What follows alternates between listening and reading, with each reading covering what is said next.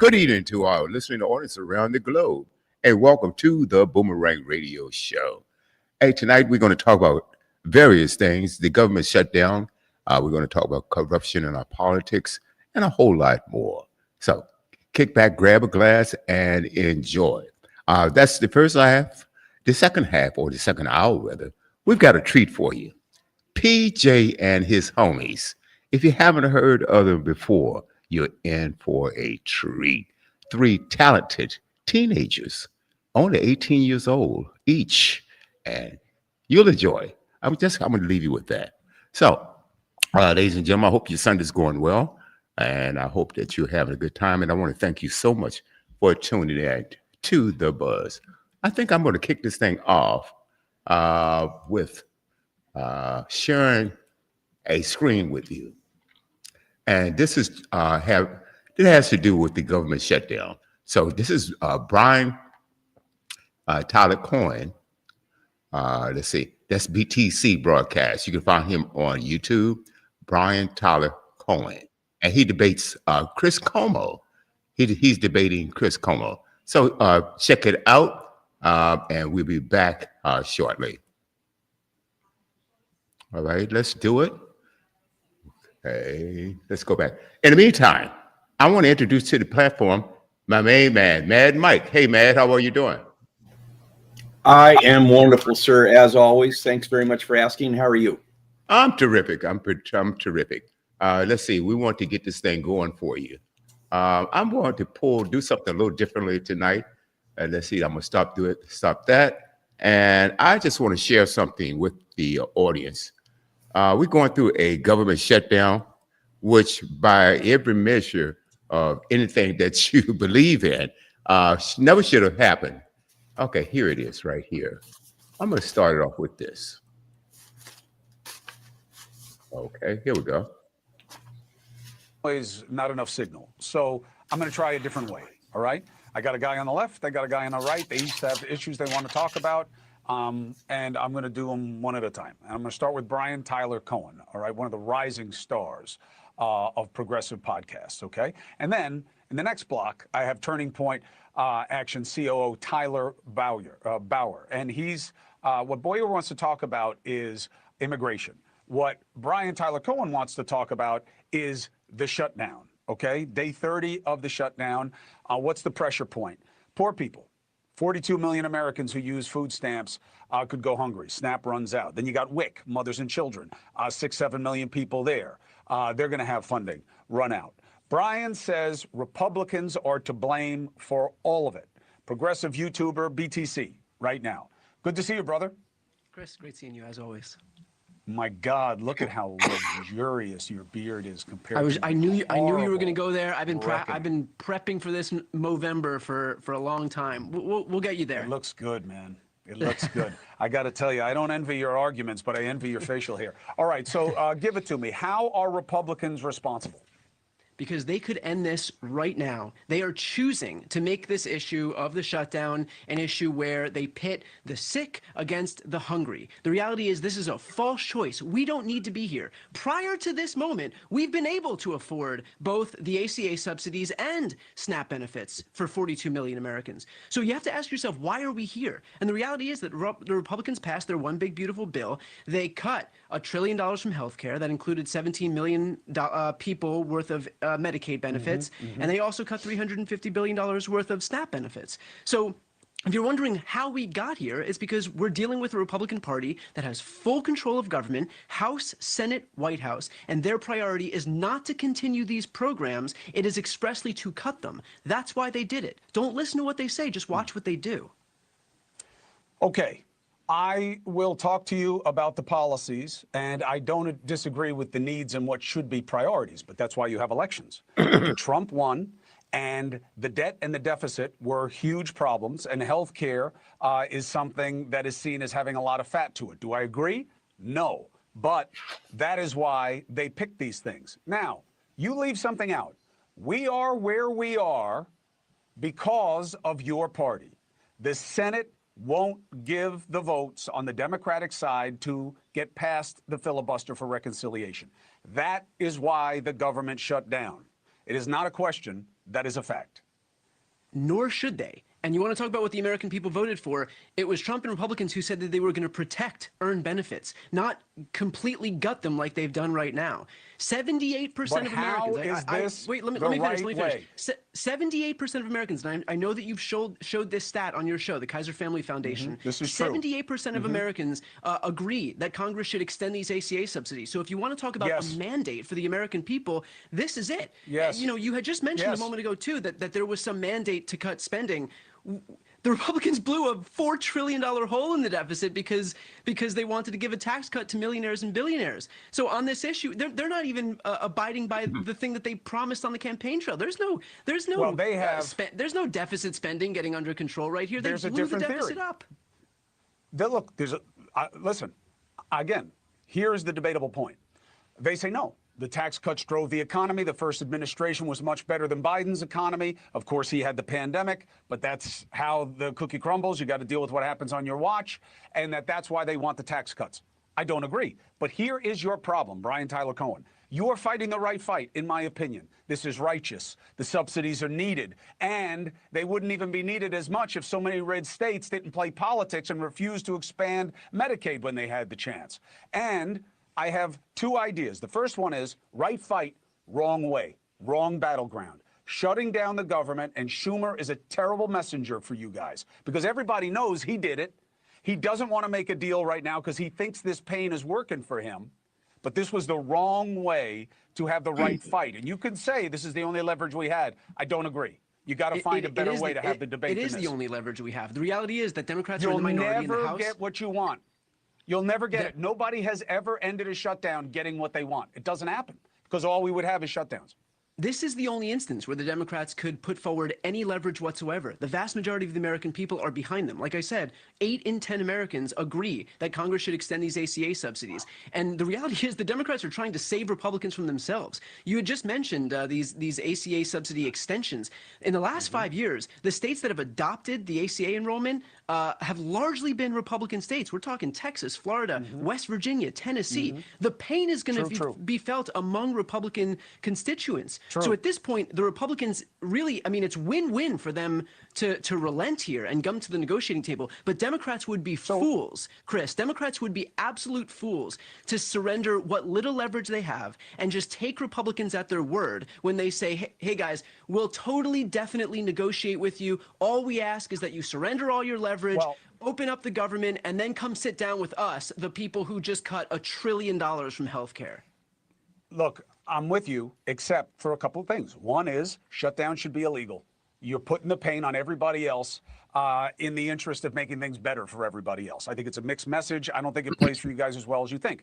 The second thing is this. Fetterman says he trusts Thune to have negotiations. We'll see if he's right or wrong. Let me ask you a question on that. Let me ask you a question on that. Hold on. Point. Let me give you my answer, and then you ask your question, and you get the last word. Cool. Here's the deal. We need the subsidies. Everybody wants the subsidies. You know they want the subsidies, Mr. and Mrs. Republican. I give you the reimbursements issue. You decide, Republicans, what states get reimbursed for giving emergency care to undocumented immigrants. Here, I give it to you. You decide the reimbursement rate, and you own it. I'm giving you that issue. It is not about giving illegals, that ugly word, a free health care. Here, you can have it. I want the subsidies. Present that to the American people. You win all day long. You won't do it. I don't know why. But I'll give you a last word. Go ahead. Yeah. So on this idea that the Republicans can come forward and ask for the Democrats to relent, just open up the government and then we'll sit down with you. That's apparently what John Fetterman is saying that he takes John Thune at his word for. It goes the other way. Why not just sit down with the Democrats today, a week ago, 2 weeks ago, 3 weeks ago, hammer out a deal to extend these ACA subsidies? Hammer out a deal to extend these ACA subsidies, and then you open up the government. Look, the Democrats are all on board. All they're asking for with what little leverage they have is to extend the ACA subsidies. They're not asking for the sun and the moon here. They're not asking, to extend, like, this isn't Green New Deal. There's no poison pills. It is something that, again, has the vast majority of support across the country among both Democrats and Republicans. It does, but not this way. Not this way. This is the Nobody said shut down the way. government to do it. And This you is got the hooked only- up on this that is the only way. illegals healthcare horrible poison pill. There is no. You and I both know that there is not a dime of federal funding that agree. goes toward So give it to undocumented them. healthcare. So give it to them. So give it to them. Sure. I mean, that's not even up for debate. And the reality is, they know it's not up for debate. They know that Democrat they're says it. acting in bad faith. But I'm saying, instead of surrendering the leverage that we have, ask these Republicans to come to the negotiating table right now. If they're acting in good faith when they say that they, of course, want to make a deal on ACA subsidies, do it right now. There's time today. They will Democrats not are waiting. reward the shutdown. They won't reward the shutdown because then the minority always does it. They have to pass a law that shutdowns are illegal, and then you can get into this. But I appreciate and you know what? your policy points. I think you guys are fighting the right fight. The Republicans should do that with the capital they have. But until then, this is it. I got to jump. I love having the discussion. Let's have more of them, even though, man, you put me to shame. Not the arguments, the facial hair. It's killing me. I can't even look at you. You're too handsome. You're too young. Brian Tyler Cohen, thank you. All right, let's cut it right there. All right, Madman. Okay. I wanted to start there because, we on this particular show, okay, there you are.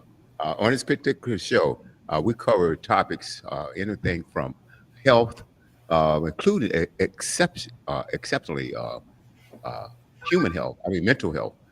We cover science, business, practically anything that you can think of, we covered on this network. But lately, we've been talking about politics.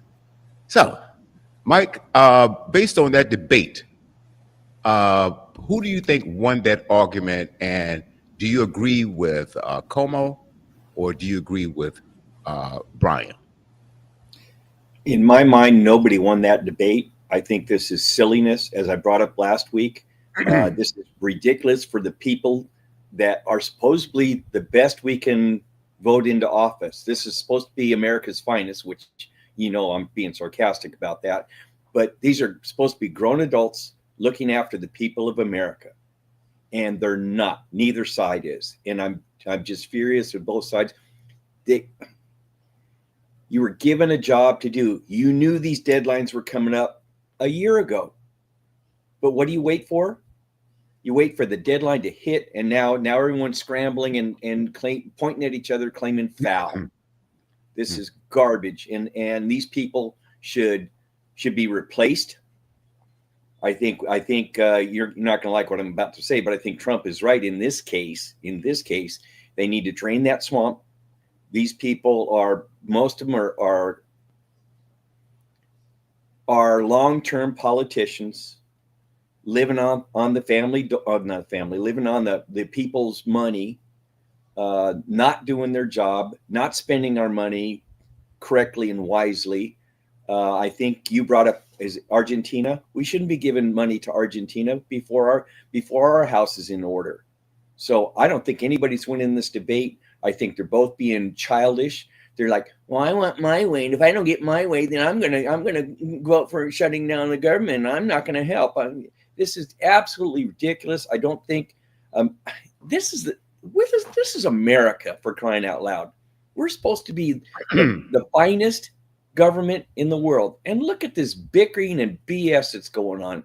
I'm just fed up, and I've had it. And I can probably, like I like to say here on the Boomerang Show, I can probably somewhat effectively argue both their perspectives, but I can argue my own perspective too. And I told you last week, the way to fix this, and one of the ways was really far-fetched and facetious, was to put them all into one big Congress room, whatever the hall is, bring in 6 porta potties, lock all the doors, feed them bologna sandwiches and peanut butter and jelly, take all their pay away, freeze their bank accounts, and make them stay there 24 hours a day using porta potties, eating green bologna, and until they hammer this out. And again, don't pay them, don't freeze their bank accounts. Now, that's ridiculous. However, here's my alternative that I don't think is ridiculous. You bring them all in. They have to work 12-hour days, 7 days a week. 12-hour days, 7 days a week. They can go home and shower and shave and get back in there, but they're going to be there 12 hours a day unless they've got an medical emergency would be the only excuse they wouldn't have to be there. Otherwise, they stay there 12 days or 12 hours a day, 7 days a week until they get this hammered out and quit acting like little babies. Okay. There's You know, my- hey, and it's okay. I'm glad you did it. I want you listen to all of it. And I'm going to agree with about 80, or maybe close to 90% of everything that you just said, especially locking them up in a room. But green bologna sandwiches, Mike, okay, you're going to Yeah. need more than you're going to need more than a few porta potties. But anyway, that's another story for another day. bring in 10, bring in a dozen. And Okay. and Oh, my God. leave them in the room so the room stinks. Yeah, I got your point. We get. Oh my God. Excuse me. We have your point. I'm going to agree with about 80 to 90% of everything you just said, but a couple of things that I am not, and I'm vehement about this. Vehement, okay, and vehemently disagree. And that is, this is not a both sides issue. And I'm going to say that because the Republicans, they hold all three branches of government. I mean, they are overloaded with that. Okay, legislative, judiciary, okay, and the third.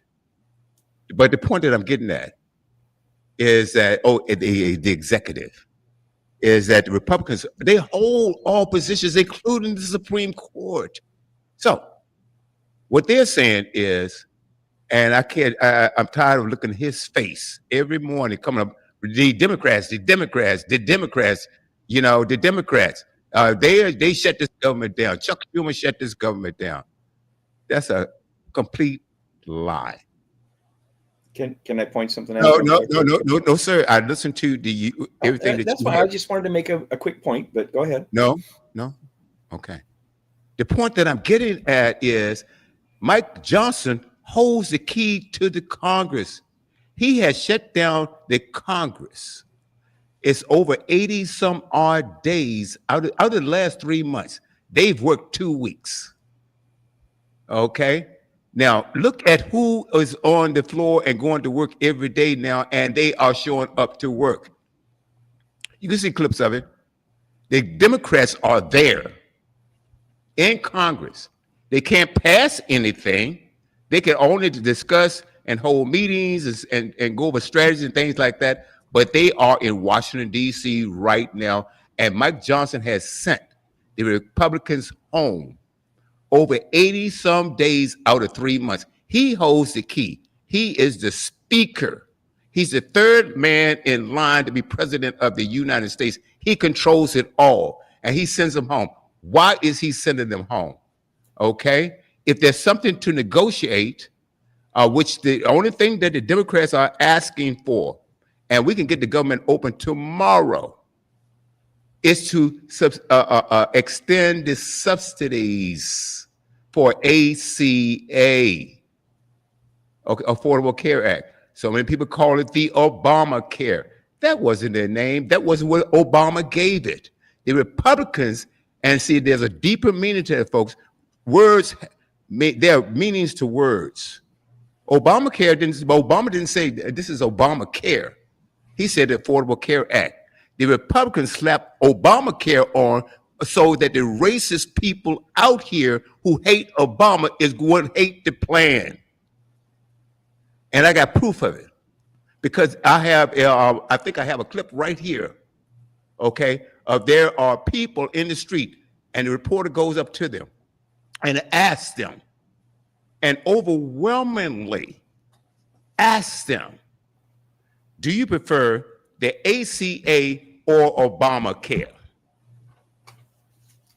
98% of the people say, I prefer the ACA. He said, well, why don't you like Obamacare? And they said, well, number one, I don't like Obama. Okay. And then some says, well, because I don't want to be forced into this, forced into that, and this type of thing. Okay. Hey, Robert Hicks, how are you? Is that Bobby 2691? Thank you so much for tuning in. And guys, please share this broadcast because it's Mike and I today. So we have a half hour each, because coming up on the second half, we've got PJ and his homies coming up. You guys going to end, it's going to end in a treat. I promise you that. So getting it back. And these people, they don't, and this has been 15 years, they don't know the difference between Obamacare and ACA, and they hate Obamacare, but they like the ACA. Come on. I mean, and so these are Trump supporters. Okay, and anything that he says goes. So, no, I agree with Brian Tyler Comer, because I tell you why. This is the only leverage that the Democrats have to save people's premiums from going up until a rate that's unaffordable. Okay, and so yes, get in the deal, go on and say, okay, let's include these subsidies, okay, and also let's make sure that we fund SNAP to feed children that are hungry, and most of them are in the his voters, his supporters. His supporters rely on food stamps, okay, a WIC, all right, and SNAP more than any demographic in this country. And so, no, I think Brian Tyler Comer won that argument, because this is the only leverage that they have, okay? And you cannot get back to negotiate, Mike. If you had the keys to the house, you won't let anybody in. How in the world are we going to negotiate and come to a resolution? It is a Republican shutdown. They want to shut down. He shut it down for various reasons, and one of them, and I tell you what, also, it's the Epstein files. They want it shut down. They want it shut down, and everything. And then, lastly, I'm gonna toss it over back to you, my brother, is that he can afford to open it back up, give the people the health care, or extend the subsidies, okay, because you have proven that you can afford it. You giving a huge tax break to people that don't need it. Okay, that's one way of funding it. And also, you just gave $40 billion, 40 with a B, to Argentina for what? I know about that too, because your cronies up there, and even your Secretary of Finance is involved in that, because his boys are running a hedge fund, and a lot of those securities that they have, guess what? It is tied to Argentina. Come on, man.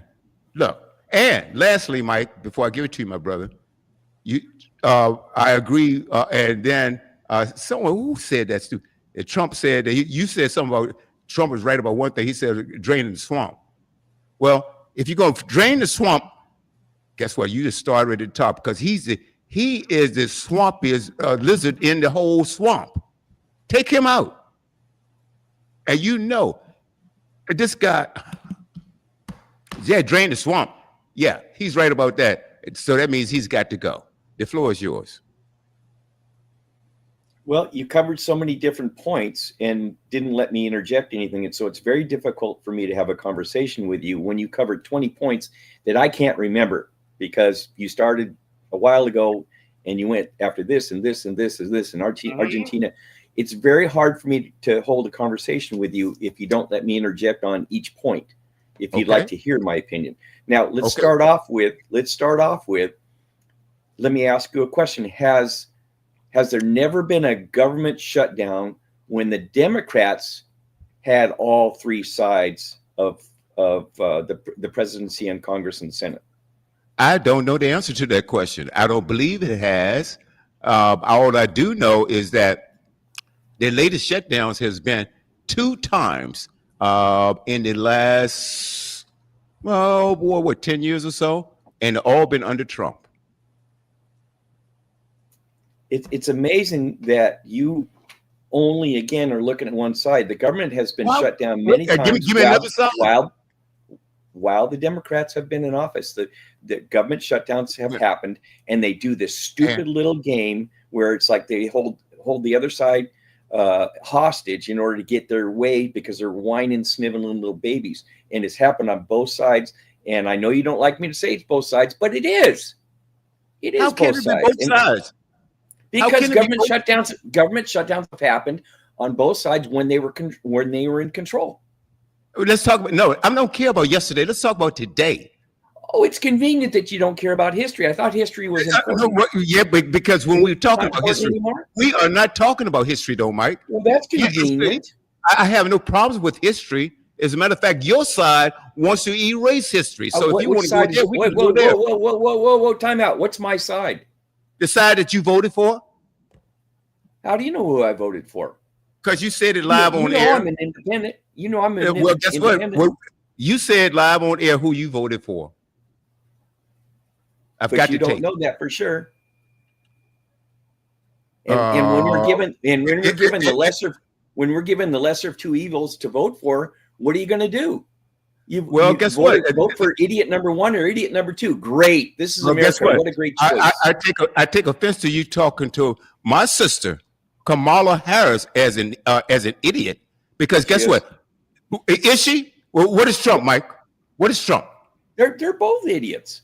No. You don't. Kamala Harris is not an that. idiot. And you're not being that's fair. You're offensive. being disingenuous. It's not fair. No, fair about what? You can compare Kamala Harris to Donald Trump? Are you serious right now? Oh, she's a disaster. She's a walking, non-talking disaster. You can't understand anything she's saying. You got all nothing. And here's. Are you serious right now? She's word salad and a half. Something wrong with your ears. I can hear every word she says distinctly. This woman. I can't understand anything she says. Because then you get checked. And then she repeats herself. Get checked. Well, guess what? Do you make sense the first time she said it, and now she repeats the same sentence the second time, and it still doesn't make sense. Mike, you are making no sense at all. Guess what? You were watching. Maybe you were watching Fox News's AI version of how Kamala Harris was speaking, because it sounds really clear to me, and you have to understand that she has reached more heights than Trump can even think of. Okay, he was jealous of her. Number one, she was more brilliant than he ever would think about being. Far more educated, far more class, and guess what? How many scandals in her closet? How many times? What has she accomplished? Are you serious? I'm far more than you and I. Give me one task. Listen to my words very carefully. Give me one task that she's accomplished. Well, guess what? Several. She saved the state of California over $100 billion. Okay, that was in bank fraud and things of that nature. All right. She was the Attorney General of California. She was the District Attorney of California. She was oh my God, what is the top over all of that? Oh my God, top attorney in the state of California. Then she became a senator successful by my way. Then she became the vice president of the United States, and you had the nerve and the gall and the insulting remarks to say that she was a DEI hire. How dare you? How dare you? Please. What is guess what? I asked you what task. Excuse me. I asked you what task. I gave you one. What task has she accomplished? I didn't ask you what positions she's held. I said what tasks has she? What good has she done? Not positions. Woman, hold it. Didn't I just gave you one that started in California when one that I'm unaware of? Well, then read it, Mike. God, dog it all. Maybe that's the problem. You don't read. I listen to everything, and I just recently sent you stuff from CNN, so I pay attention to CNN, MSNBC, it doesn't matter. Sky News, Fox. I listen to all of it. Get the facts. See I told you over a couple of years ago. I had the chance. I didn't get a chance to go up and shake that beautiful lady's hand, that beautiful executive, a sister of mine that I'm proud to not have come. She came to my church and she spoke eloquently. She always speaks eloquently. Jeez. Now, something you never addressed. Donald Trump talks like who? somebody out of the 4th grade, and you even try to compare her to him? Are you serious right now? No, I didn't. Okay, I'm saying, let me ask you a question. they have massive faults.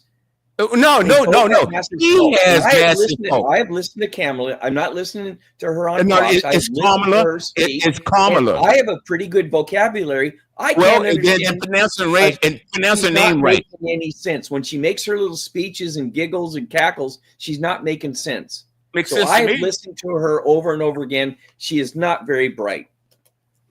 Mike. In order for you to become a lawyer, I'm not even talking about attorney general. I'm not talking about vice president of the United States. I'm not talking about anything like that. As a lawyer, you got to be bright to pass the doggone bar exam. I know. And this window is really thin between being able to become a senator, vice president. Are you serious right now? This woman has accomplished, she's made history. And you don't have really anything that you can say, well, you don't understand. I haven't seen what she's accomplished. I haven't seen anything she's accomplished. Really? I just named off about 4 or 5. An accomplishment. You gave me positions that she filled. And by the way, while we're talking about passing the bar, I know a whole bunch of people, including somebody in my. Hold on, I know a whole bunch of people, including someone in my family, that have degrees. They have their bachelors, their masters, their doctorates, and they can't put gas in their damn car. They're so stupid because they have no common sense. So don't tell me just because you got a certificate, you can plaster onto the wall. Don't tell me you're automatically smart because you're not. I didn't say that. Well, guess what? It starts somewhere. Mike. You said because she passed the bar, she's got to be brilliant. Yeah, you got to be pretty smart. The bar exam. Hold on. How many dumb lawyers do you know? Hold on one second. There are two different things. You can have people that are smart that can pass the bar exam. Okay. And then you have people that are smart and have common sense to go along with it. She has both. Okay. So, yes. So now that is one thing. Accomplishments I've already said to you. Become district attorney. That's an accomplishment. It's just like in law enforcement. You move up from an entry-level position, then you might make corporal if there's corporal in there, or sergeant, lieutenant, and captain. Yeah. So what I'm saying is she has moved up in the ranks. How'd she do that? Moved up in. Okay, all right. From prosecutor. Okay, that takes some skills. Okay, then you go to district attorney. That takes another level of skills. Okay, then you go to attorney general, which is the highest law enforcement officer in the state. And from there to Senate. And then from there to vice president. And you would say she's a doggone. You see, that is insulting at the highest degree. Good. And you need to I am trying to be insulting. And guess what? And it's also very racist, Mike. And as a black man, it is. Well, I'm telling you right now, you can't tell me how to feel. Every time you talk about this DEI stuff, what you're telling me is that only certain people are supposed to have certain jobs. That's because not what I said. I'm going to tell you what you are. I'm gonna use a word that you use all the time, and that's called inferring. And what you infer is that if I see a black man in that job, he must be a DEI without knowing anything about his credentials. I care about their I'm telling you. Well, let me just share with you. You may say something that you may not think that is offensive, but it depends on who you are saying it to. I can't be responsible for your feelings. All I'm doing is I'm not asking you. Look, hey, brother, I'm not asking you for anything. Okay, I'm not asking you to apologize or anything. I'm just telling you how it makes me feel and how it makes other black people feel, because you are so dead wrong about that. When have I said anything about color at all? I said the people that are in those positions. You know, you have said, the ability because you to do keep the talking about job. DEI. Who does DEI represent to you, Michael? DEI looked good on paper. DEI does not work in function because it gives one section of the public a lift up at the deficit of another segment of the population. And that's why it will never work, because all it causes is resentment and bad feelings because somebody in category A is getting preferential treatment at the deficit of people in category B and C. That is racist in itself. And it has nothing to do with color. It has to do with a segment of the population getting preferential treatment at the deficit of another segment of the population. And that's why DEI is wrong. And I'm going to tell you why you're wrong. Because segment A, who had all the jobs, all white. Is that right? Well, you know me. Let me add then. It's not right. Well, of course, that's what I'm saying. It's not right. When you're expecting class, or and I hate to put people in class, because if you're human, you are human. Mm-hmm. Because you're black, white, whatever you are, everybody deserves respect, and everybody is human. Respect and based dignity. On that premise right there, I am not superior to you, and you are not superior to me. Great, we agree. Okay? What I'm saying is, if you have had a system, and Mike, you've got to know this, of over 200 years, that when I walk into an office, I can't get an interview because I'm black. You know that. Yep. Happened. Still does. Happens. Yep. Still does. It still does. Bank loans. I walk in the bank, and someone who with lesser credit can get a loan before I can because they're white. It happened, and it happens. Housing discrimination. And some of these companies, okay, real estate companies, have been busted recently because you have a black man who has $1 million house, and the appraiser drops his house down to $600,000. The white guy, he get that $1 million. That happens. Or bank loans being denied. So what I'm saying is, and what people don't understand about DEI is, all I'm asking for is a doggone invitation to the party. All I want is an interview. That's what happens. If you see me in that office, you better believe I deserved it. You better believe I deserved it. Okay. I agree with most everything you just said about. Well, guess what?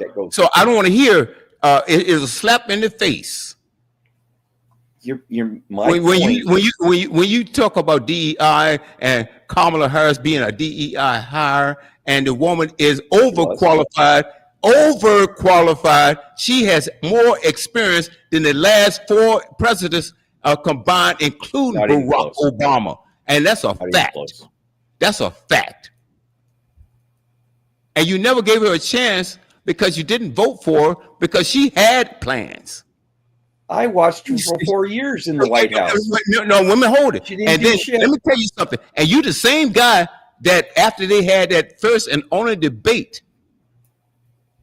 with him and President Trump, I hate to even say that, you said she kicked his ass. That's what you said. When the hell did I say that? I don't know what you were drinking that night, but you sure did. I have the text message. I must have been on a whole bottle of tequila. Well, guess what? I said that. Mike, you sure did. I have the text message, brother. I'll take your word for it. And you were right. And you were right. So she had one good night. Mike, you're always trying to deflect. It's not working here, bro. Okay, it's always an excuse. Now let's reality. Oh boy. I'm trying to Let's get see. you to see the reality that No, all the things no, that you're you not. I'm mentioned not. earlier I'm about not all going to the see. unfairness, Mike, all let me the tell you unfairness something. that went on, the way not to fix it is DEI. There's got to be a better way to fix it. Well, fix it. I already told you And my I tell plan. you what. No. What I'm saying is, if you want to fix it and you have a better way to do that, then let's do it. Because I guarantee you, I've I seen it. already gave it to you. You gave it I to me, already and told that. you. Oh, guess what? And I told you that's why it's not. And let me tell you why your idea is not going to work. You said, and I don't want to misrepresent or mischaracterize what your plan was. Okay. What your plan was, okay, we're going to do this thing, and the way we're going to do it, we're not going to show any faces. We're not going to see anyone. We're going to have this, and it's going to be a system where you pass, or we create this, an exam. Mike, I'm paraphrasing what you're saying. You can tell us exactly what your plan was. You're on track so far. I know you got a I know file. the gist. You got a file with a number on it. You got a file with Continue. a number on it, and you put all their qualifications in this file. You have some sort of fair overall exam that's related to the job function that they're applying for. And then you look at the people, the hiring staff or whatever, 2 or 3 people, whatever it is, they look at the file that has a number only and nothing else, with the exception of if it's a job that's physically difficult, such as, being in the military or being a firefighter or being a policeman. Those jobs are you can't have people 65 my age applying to be a firefighter or in law enforcement. It just wouldn't work out at all because there's requirements there. But that's it. And you have an overall test that has some type of woven in through the test that shows if people are reasonably intelligent or shows an intelligence quotient. And you hire people based on that file, and you don't know what they look like. You don't know if their last name is Brown or Ward or Hernandez. You don't know. And you see all their schooling, you see all of their qualifications, you see their accomplishments. Their accomplishments speak louder than anything else. What have you done? What have you accomplished? And you shouldn't get preferential treatment because of any kind of color or any kind of sex or any kind of race or any kind of religion. It shouldn't happen in this world. Okay. Now, I hear you, and on paper that sounds great. Let me tell you why it's not going to work the way you think it's going to work. And that is, in jobs, just like to be in your former vocation, okay, as being a investigator with the sheriff's department. And I know you served proudly. And and my hat's off to you also, as being that sheriff, because I met you when you were that investigator. And you and I have had some deep conversations about life in general, and the things that you were involved with. And one of the things that I think sort of make us on my behalf, our friendship strong, is the fact that you were involved with, oh my God, those children that we saw. We went Battered women and children. Camp No Limits. Love program. And Camp Camp No No Limits. Limits, which is kids with limb loss, whether it's congenital or by accident. And that was, and you went to those programs with me. Did you see? It was Did incredible. you see the racial divide? No, and look, man, look, Mike, you're making my point for me. And then with the protection of women, okay, and you were very much involved with that. These are 2 separate programs, ladies and gentlemen. But let me get back to Camp No Limits. That was special for me because I had a chance to go up and see these children, these beautiful souls. And if you were there, you would think that they didn't have any limits. Oh, some had 1 limb missing, 2 limb missing, and so many other defects that the average person would give up. And that's what I love about that program. Because these children were running around laughing. Mike and his crew with the sheriff's department, they were out there with the horses. Kids were running and jumping and laughing. And I left that experience and I said, you know what? Whatever's going in my life, I have no excuse. They didn't see themselves as handicapped. That's my point. All right. And then also the program that you had, that you involved with, Help Me Out, that is with fostering and helping out victims of domestic violence. Right? You're talking about the Gift of Love program, the Christmas Of course, program? I'm talking about the Gift of Love program. What's that? And the story that you told me about when this black little tiny little black guy came and hooked you on your knee and said, "Would you be my daddy?" Oh my goodness! So Mike, can I go home? Will you be my daddy? Can I go home with you? Wow. Am I making these things up, Mike? No. No, I'm not. So what I'm saying is that the person that I know you to be, and not being able to understand exactly where we're coming from as far as DEI is concerned, because all we're asking, demanding, damn, I ask anymore, because I pay taxes, okay, and I have to do everything the right way. Okay, and when I see that the government that I'm supposed to pledge allegiance to has no allegiance to me, and I'm serious about this. And so let's get back to the shutdown, because we only have 13 minutes. And Mike, I'm gonna let you jump in. I promise you to give you as much time as you need before PJ and homies come on. And we talk about what is the biggest argument that the Republicans are having as far as not wanting to even talk. And keep in mind, Trump told them, don't even talk to the Democrats until they want to open the government. Open the government means, okay, let's pass you whatever you want right now. And I think the Democrats need to hold strong, because they've got to protect the health crisis that's going on. They have to help protect the food crisis that's going on. But what I want to say is, we can open the government tomorrow, give the Democrats the one thing they're asking for, extend the subsidies. And if we can give $40 billion to Argentina, and Kristen Noem and Cash Patel flying around in our jets. I think Kristen Noem has, 2 jets now, $191 million. And Cash Patel he's flying his girlfriend around in jets. And you guys want to talk to me about waste, fraud, and abuse, and you throwing all this other money away. And then, let's forget, you let a whole warehouse of food that was supposed to go into Africa, you let it spoil after the American public paid for it. That's a whole different story. We don't have a lot of time. Mike, I really want you to say whatever you want to say. I don't care. They can shut it down tomorrow.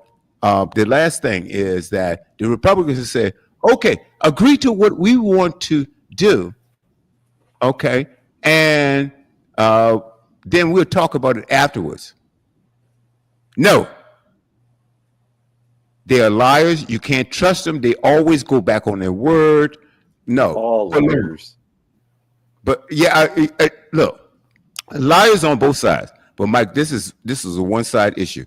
Republicans. Mike Johnson holds the keys to the doggone house. How in the world are we going to resolve this if he doesn't open up the doggone house? He refused to open up the house, Mike. Well, again, you already heard what I said at the top of the show. They should put them all in the room together and let them bang heads and eat bologna sandwiches and make them get it done. So I'm not for this not being in session. They should all be in session. They should be working on behalf of the American people. And I think you misspoke a little earlier that we pledge allegiance to our government. No, the government should be pledging allegiance to the people. of the people, for the people, by the people. So I don't think you meant it to come out that way. I don't Well, want to speak. I said it said a pledge allegiance to the flag of the United States of America. Okay. That's what it said. I think you said government, but I flag. don't I'm remember. good with the But flag. anyway, I'm good with that's flag. irrelevant. Go on. Now, at the beginning of the show, you showed a video where this guy said that we can afford it. In order, the ACA, that we can afford it. Mhm. We are 30. I believe we're around $37 trillion in debt, and he's saying Yep. that we can afford another 1.4 trillion. That doesn't Yeah. make sense to me at all. Yeah.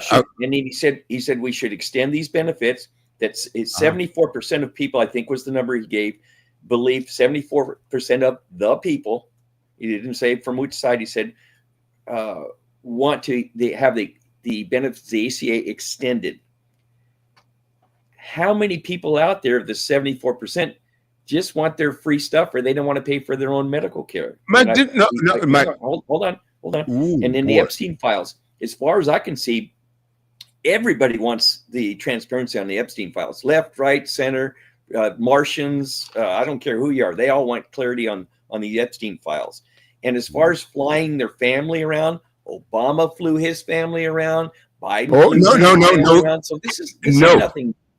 Mike, are you He flew prepared? his son to what was it, Japan or China? Who His is son that? was with him. Who is that? Biden flew his son in Air Force One over and over. Mike, I don't know Don't give me anything this. about that. It's I don't only know. the one You son know what? does Guess bad what? things. I don't know whether that is true or not, because I'm gonna tell you something. You cannot compare President Obama's vacations. How many times a year? Maybe 1 or 2 times a year, versus Trump's weekly vacation. He goes off golfing every week, which costs the public. President Obama never did that. Well, I think once again, it's wasteful on both No, sides. what I'm saying is, hold on, bro. What I'm saying is, you can't make it a two side. Well, Obama went on occasion, but occasionally did. Aren't presidents supposed to have a vacation? Yeah, you are. That's fine. Yeah, but he does it every week. He does it every week, Mike. I thought Obama was an avid golfer. What does that have to do with anything? Well, he didn't do it. You just said that Trump goes golfing all the time. Well, I believe, if I'm not mistaken, Obama was an avid golfer. But he didn't go. He didn't go off to a golf course every week. Where are you That's going the to golf? difference. In your living Guess room? what? I don't care. You know what? Guess what, Mike? That's apples and oranges. Okay, Trump does it every week. Golfing. Okay, Obama happened to have been. He played basketball. He played golf. But guess what? Okay. He did not do it every week. I don't know. Okay, he did it maybe because guess what? Your side would have been on top of it. I don't have a side. Yes, I'm you on do. the side of the American people. I don't have a left or right side. Well, yes, I'm you voted independent. right. Don't label me like that. I voted for the lesser of two evils. I've explained this. I've got. Oh boy, I'm getting him. Okay. Hey, Mike, I love you, bro. I know you do. I know. And we're gonna fight, folks. You gotta have to understand. Mike and I are really great friends, but I'm gonna fight him. He's gonna fight me. Oh yes, I am. And that's fine. I can take it. Well, you better be able to take it because I'm coming at you. Okay, and the point is, you cannot make a equivalent between what Obama's vacations were and are and versus Trump's. And you talking about They should waste, have their fraud, and recreation. I'm abuse, okay with that. and you never talk about how much of this guy is the worst president in the history of America. And you talk about him draining the swamp. He's a swamp leader. Are you serious? He's got No, the swamp existed long before Trump. Well, guess what? Tell the truth, William. Well, but you know what? Guess what? He's hung up in the bowl right now, and we need to flush it. How about that? I'm good. Clean house. Get some bleach. Put some bleach in the pool. Oh my goodness! Get that big Econo gallon jug of Drano. Oh, you know, see, these are the times that you and I agree. I think that we have different perspectives on how to handle it. You want to lock up whole Congress in a room with green. Hey, folks, did you hear what he said? Green bologna sandwiches, and we'll let him have peanut butter and jelly also, and we'll give him smelly porta Oh my potty. God!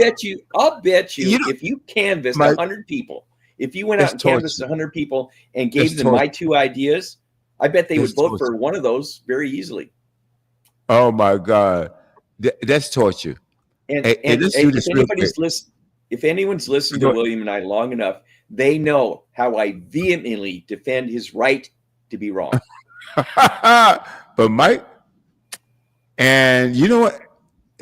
This is what we agree. We agree because I will go down defending his right to be wrong. And you guys, hey, look, we keep the score. Let us know. Let us know. I want to play one more clip before our next segment. Another loony lefty clip. No, you in for a treat. PJ and his homies. Oh yeah, here we go. Now Mike. We're gonna have a really good time. We're gonna have a good time, right? These young adults, 18 years old each. All right. Oh boy. And they have I wouldn't even call it a project. They have a product that the world needs to hear about it. And we are proud to represent them. They will be on shortly. Mike, I want to just play something real quick. I'm looking forward to it. Yeah, I've been hearing about this for a while, so I really am looking forward to this. I'm looking forward to it also. This is the last thing that I want to do as far as what's going on. Okay. Oh boy. Before we get into acknowledge that Velour Brand's out there. Patricia Miles is out there. Bobby, 26. Thanks for joining us. Robert Hicks is out there. Oh man. Thank you all. Okay, before we get into that, I'm going to play this real quick for the audience. I see Jamie Lynn Vargas. She's backstage. But let's share this with the audience.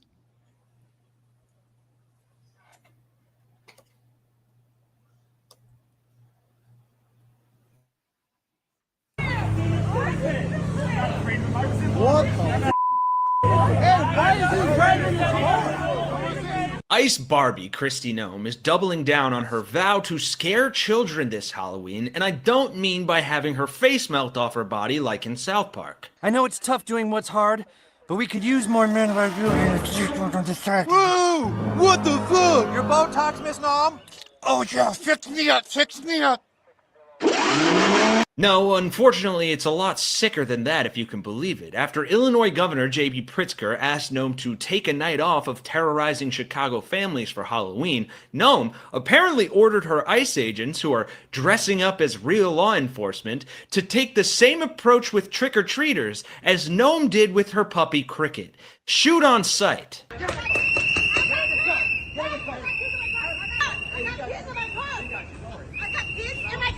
I got kids in my car! I warned you! Yeah, well, some of the homes here on Bernard Street telling me that they expect close to 1,000 trick-or-treaters tonight. And we have heard from some people who have already put signage up on their doors, or some have put it on their trees, letting people know that this is a safe home, that they are welcome here to trick-or-treat. And of course, this comes as we've seen multiple reports of immigration enforcement Hey, this is Senator John Ossoff. All right, we're gonna stop this right now. $5. Okay.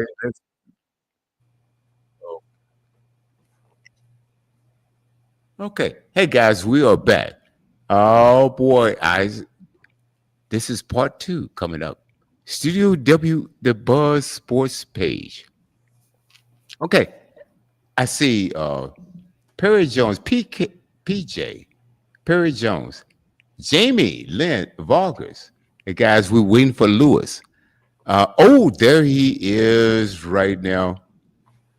Ladies and gentlemen, welcome to the set. PJ and his homies. I've been looking forward to this. Hey, Jamie. Hello. How are you? Very well. How are you? Wait a minute, hold on. Where's PJ? Where is he? Where is he? He PJ. popped out. He'll pop back in. He was there. He'll pop back in. Oh, there he is. Right, PJ. I made sure I joined back because I couldn't hear anything for a second. Hi, guys. Hello. Hello.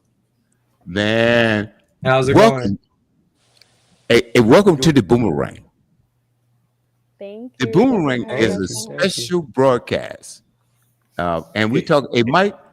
I can't hear him. Hold on. Where's Lewis? Lewis, come back. Is he playing around again? PJ, Jamie.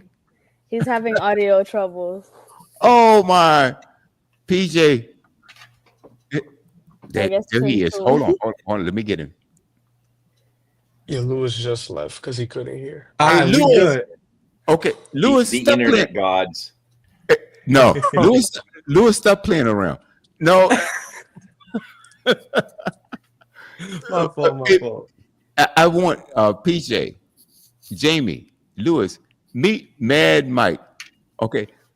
Mike is a great friend of mine. He's a co-host on the Boomerang. We just wrapped up the Boomerang radio show a few minutes ago. I'm not sure whether you guys heard any of that or not. No.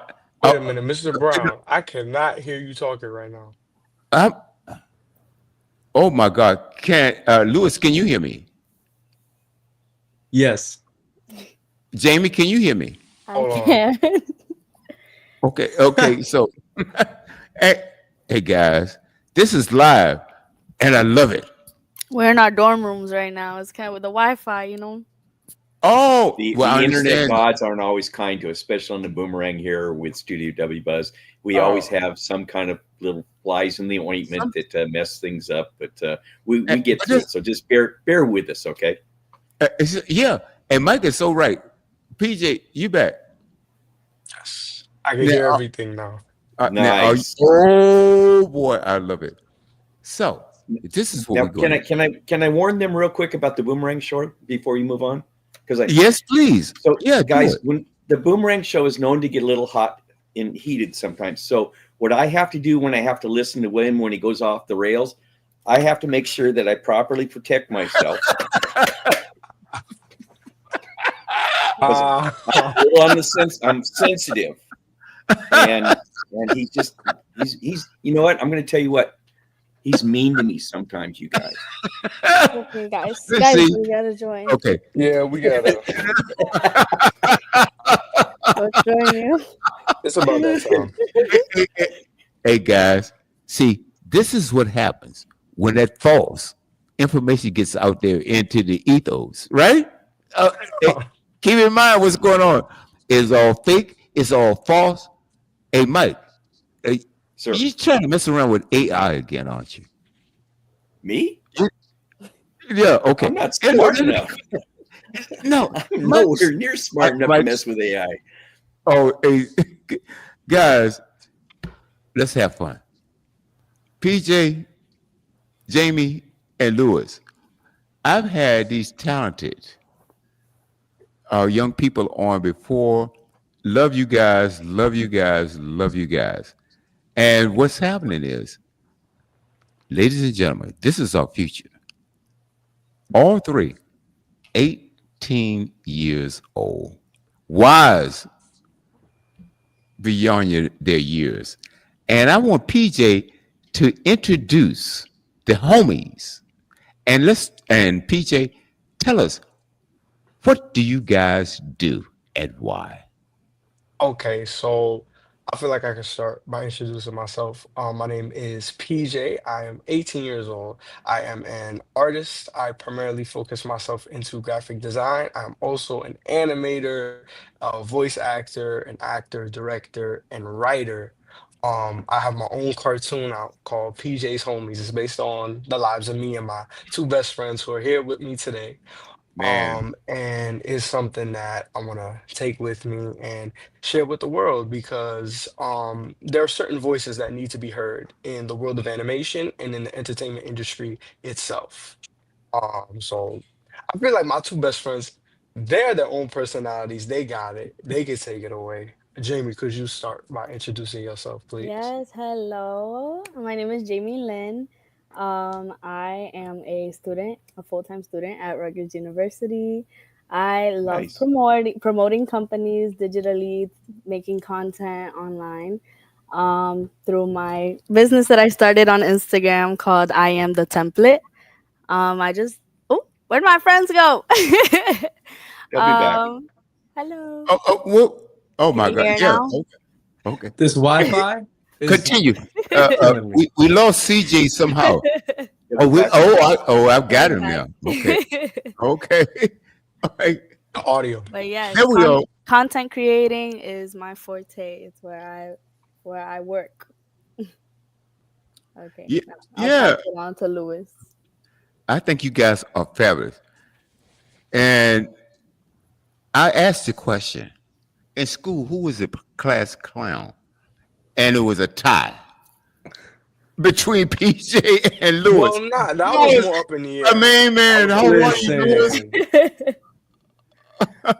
I say, you know, Oh boy. me and Perry's dynamic was just unmatchable. Being class clowns, okay, there was some other funny people, but like just our dynamic, like I could see him in the hall and I'd be like, yo, and he'll be like, yo, and the teachers already know it's us just making mad noise. Like it's that, Oh my I have to ask real quick. I got to ask you guys, since you like being class clowns. Have you ever in high school made one of your teachers pass out? In what context?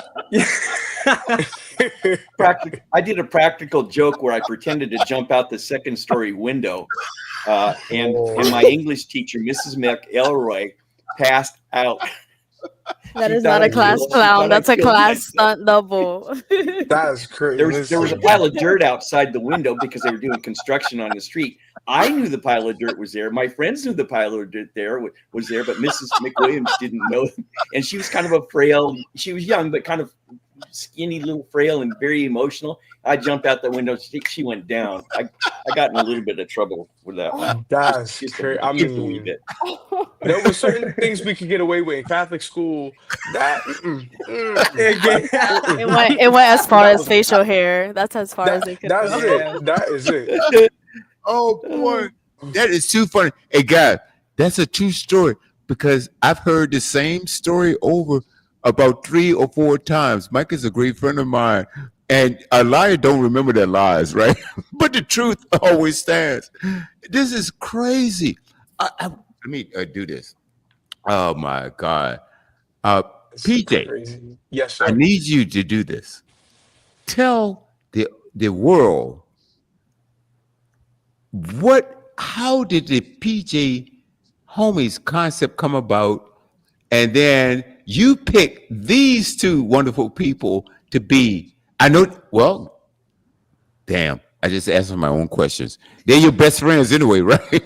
So, Absolutely. but obviously, there was something in the two of with Jamie and Lewis that you knew that this what you wanted in this particular project. Talk to us about that. Absolutely. Before I do that, could Lewis please introduce himself? I don't think he got a chance to. Oh okay. man. Yeah, the internet gods shut him down. So my name is Louis Figueroa. I'm going to school right now at William Patterson for finance. I do music on the side. I am part of a wedding band as long as I have my own business in music entertainment. Right now I have like a mini residency until the end of the year at this restaurant in Bogota called Bicho Taino. every Fridays. I am there from 8 to 11, and pretty much your typical college student trying to make a hustle out of doing Yeah, something I love. I love it. Oh man. Oh God. Jamie? I, Yes. So as I was saying, I am a full-time student at Rutgers University. I am the voice of Jenny in PJ's Homies. Forgot to add that part earlier. And yes, I love content creating. I have my own business on Instagram at I am the template, where I create flyers, invitations, all of anything you could really think of digitally, I can create it. okay, great. Let's do this. I'm getting sick and tired of all these girls just giving me hints. Take Destiny, for example. She's the finest thing to ever walk this planet to me, and all she gives me are hints. At Lupe Sweet 16, I had taught her how to dance. My hand was on that, bro. My half Puerto Rican queen will hopefully see me one day. Girls are just so confusing, man. Oh, man. Excuse me. Did you just say that girls are the confusing ones? You boys stay acting more emotionally challenged than us, especially in this generation. There's been a shortage of good men. Trust me, I know. I'm stuck with Ren and Stimpy over here. Whoa, hold on. We're confusing?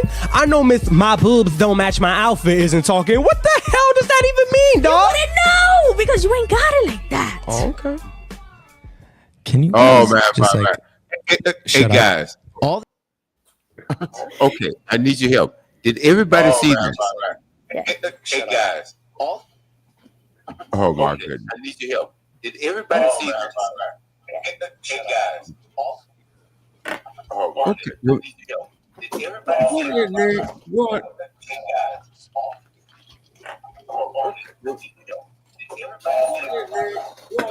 Hold on 1 second. Let's see what we can do about it.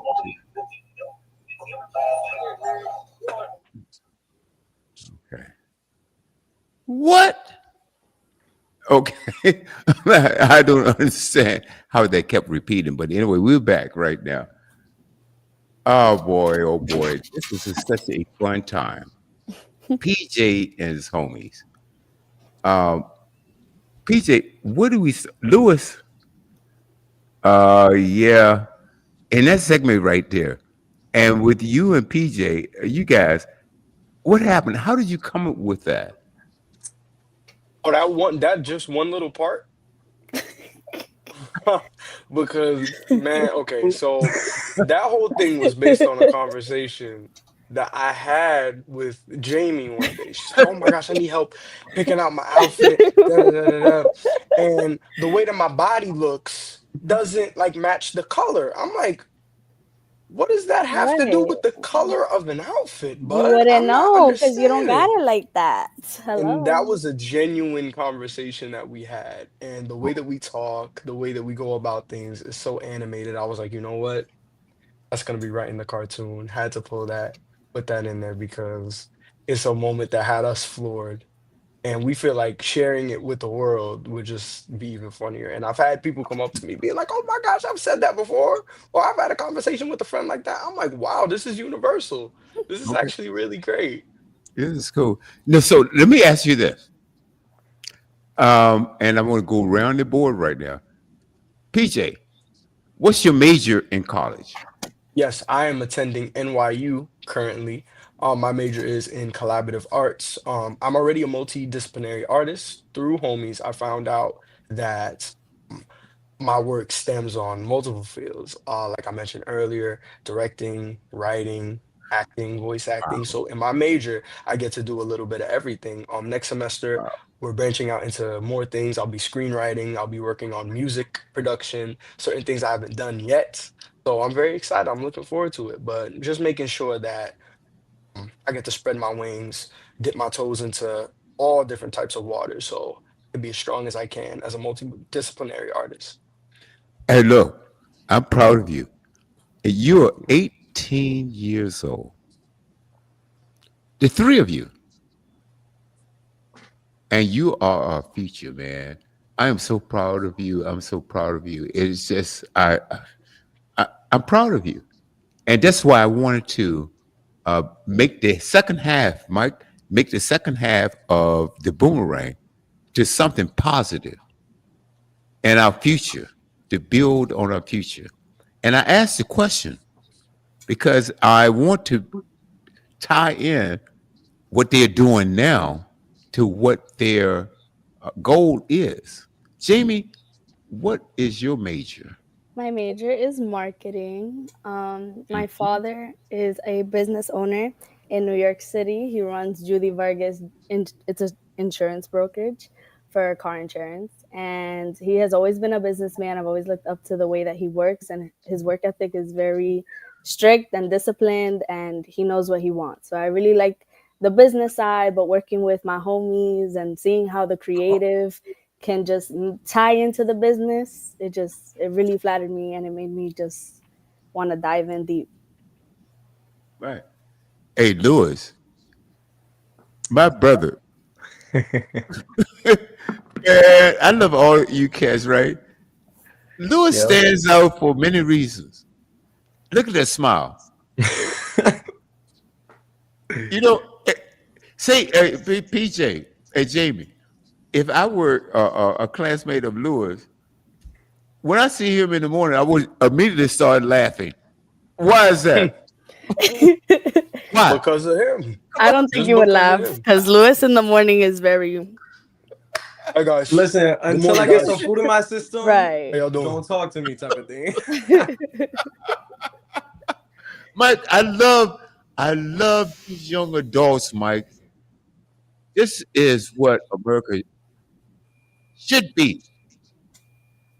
Do you notice overall with all three of these young people? And again, thank you for being Oh, I here. love But it, man. did you notice that they are happy? Number one, they're productive. Number two, and they're not blaming anybody for whatever is not working out great in their life. They're handling their lives. They're going to handle their lives. They're taking a lot of control at a very young age. I have to explain to William. The reason I wear cowboy boots is because I never learned how to tie my shoes. So it's just easier for me to put on cowboy boots. Not true. But That I sounded like so true. I respected now it. we I can was like, laugh. okay, hey. Listen, hey, this is no judgment zone, all right? It's all right. we don't judge. but I see that you have something that I told my son. My son's like 39 now. But when he was growing up, I would tell him, listen, son, when you're looking for what to do in life, don't look for a job, look for a career. And you guys are pursuing that. I don't know where you learned that from, but it's ingrained in all three of you. I can see that. So you want that career. You want something to strive for. You want something that feeds your soul, your mind, your wallet, perhaps. You're looking for it. Yeah. Oh hell yeah. The Very, wallet. very commendable. We need the wallet. Okay. Oh man, this is so much fun. This is so much fun. I think let's do this one. I got to do it. Man, it feels good to be back with you guys. It always feels good to be with y'all. Shoot, it feels good to be more mobile and colored. Colored? What do you mean? I'm talking about the technical upgrade, y'all. Yeah, I wouldn't change this for the world. Yup. Cam, Jenny, and Antonio are an inseparable trio. Did Thanos snap his fingers? I'm lost. Man, she was out of here faster than Chris Brown died and stomped the yard. If you don't let that rest. Sorry. I just want to. You know you like that. You know you like that. All right. Hey, did everyone see that? Yes. Oh my. Oh, let's start with that because that's one of my favorites right here. That's one of my favorites. Oh, bye. PJ, you start with that. This is crazy. Yes, Because so that's the teaser trailer to the second episode of Homies. That'll be coming out very soon.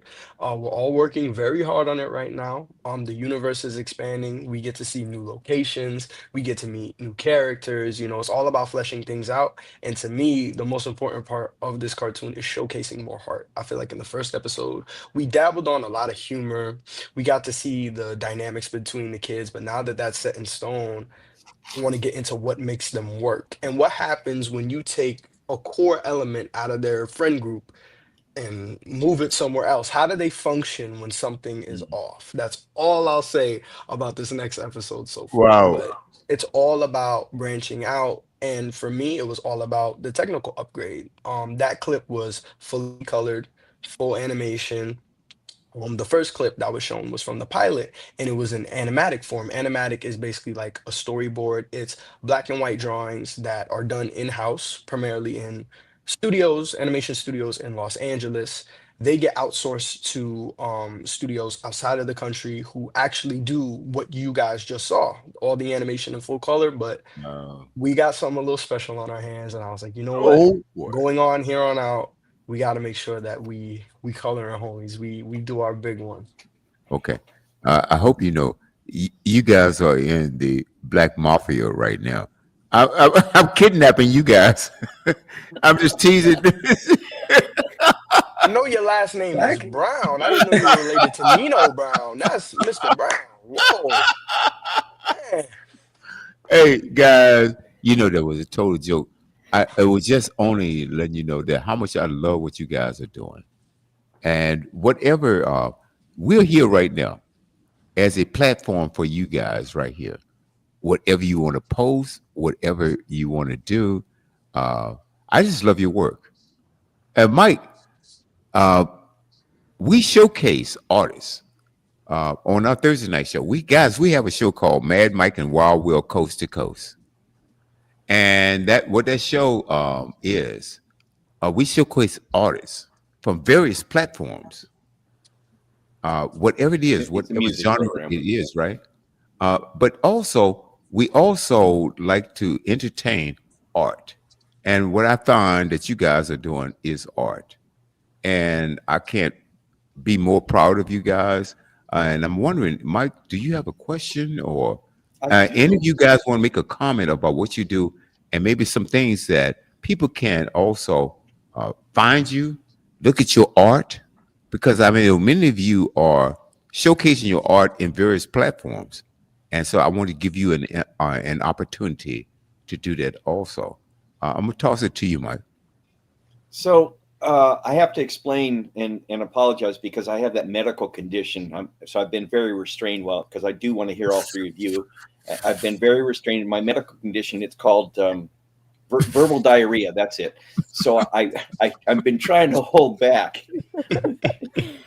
Don't laugh at me. You're just going to encourage me to be stupid.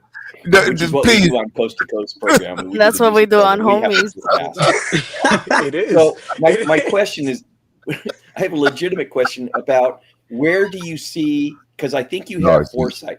All three of you have foresight. Where do you see yourself in a year, in 5 years, in 10 years? Do you see yourself at growing this family of three into more people and expanding and growing and going on to bigger and better things? Man. So like 1 year, 5 year, 10 years, where do you see your progression? Ooh.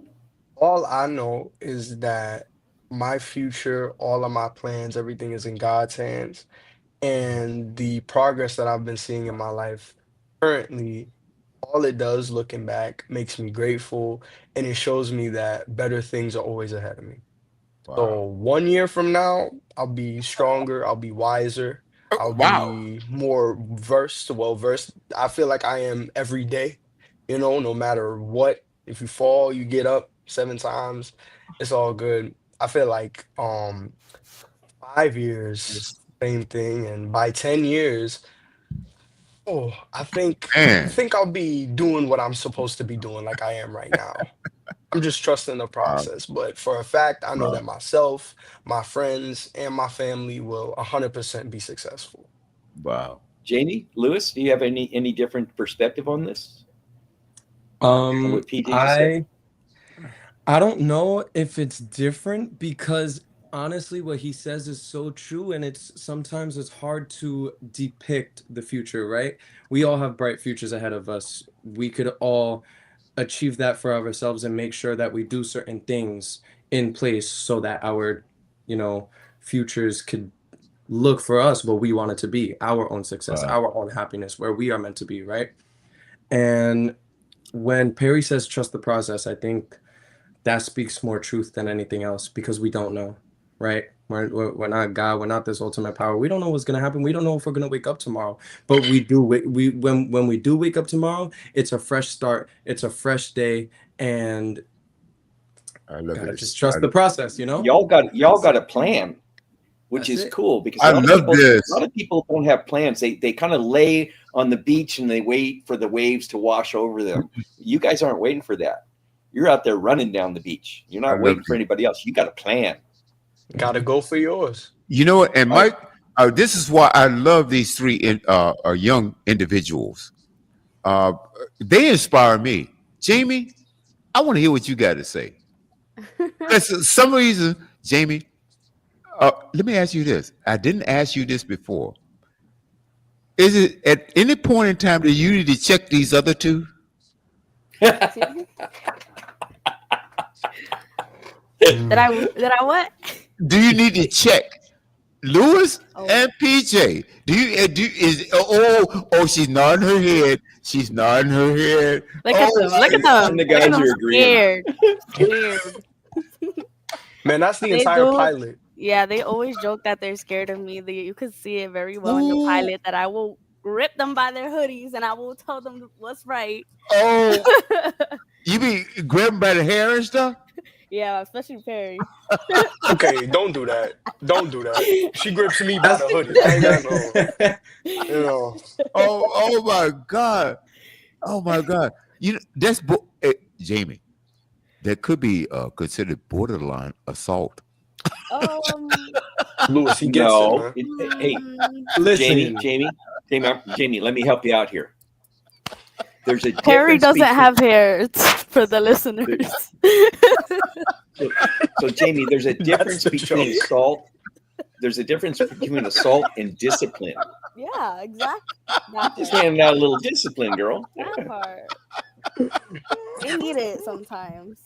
Oh boy. They have needed it. Oh my sometimes, God. and This they is are more now. funny than I thought.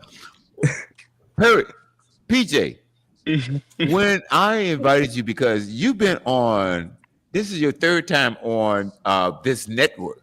Yes, sir. Oh my God. I'm sorry. You guys got Jay, you better stay away from me, man. Please. My bad. Please. Oh, you know, I see another cartoon coming up. Oh my This is the next episode. There's many more. Right now. This is the next one. It's gonna be called Homies. They get assaulted. Hey, No. do me a favor. Do me a favor. While you were live on the Buzz radio show, somehow, guys, you can't believe what happened. We were in the middle of a full-blown interview or conversation. And Jamie just went, what, AK? I don't know. Whatever you guys. Oh my. Oh my He went God. Oh my parental. goodness. He went parental. Sorry, guys. Jamie. Okay. You know, that's a smile of yours. Okay, I understand. Some people call those like the quiet assassin. Pretty accurate. PJ, It's always PJ the is ones who not. look innocent. PJ, Pretty loud. PJ, what do you have to say, brother? What do you have to say? Okay, so girls mature faster than guys. We all know this. Jamie is like the older, younger sister because she's Kevin Hart's height with The Rock's personality. Are you serious? Oh my God. Absolutely. That's a hell of a mix. Absolutely. She keeps us in check. She makes sure we're on our toes.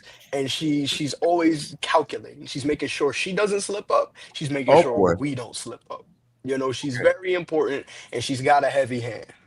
That's all you need to know. Stop. Oh my I would God. like to preface I never hit these men. Lie. That's a lie. She don't have to. All she does is she gives them side eye. She doesn't have to hit them. Right. Yeah, but You know. guess this Listen, what? Mike, I just you gotta know. make my Dominican mom face. But let me tell you what's more dangerous. She has a nice smile. Oh my God, that's why I called her the quiet Thank assassin. you. I worked for these teeth for 4 years. Yeah, she just got her braces off. Mhm.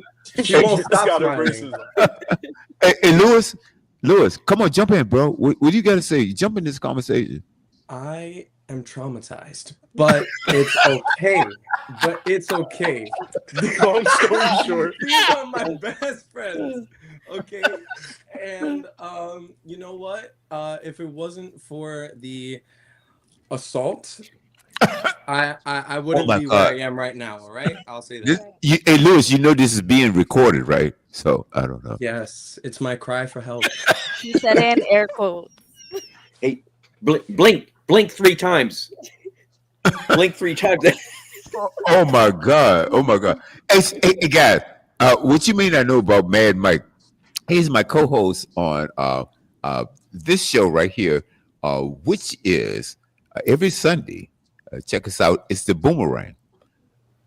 We designed this show because whatever you throw out is going to come back some way. The Boomerang. So I want you guys. That is Yeah, it my comes next. back. He's Come lying, back and folks. hit you in your head.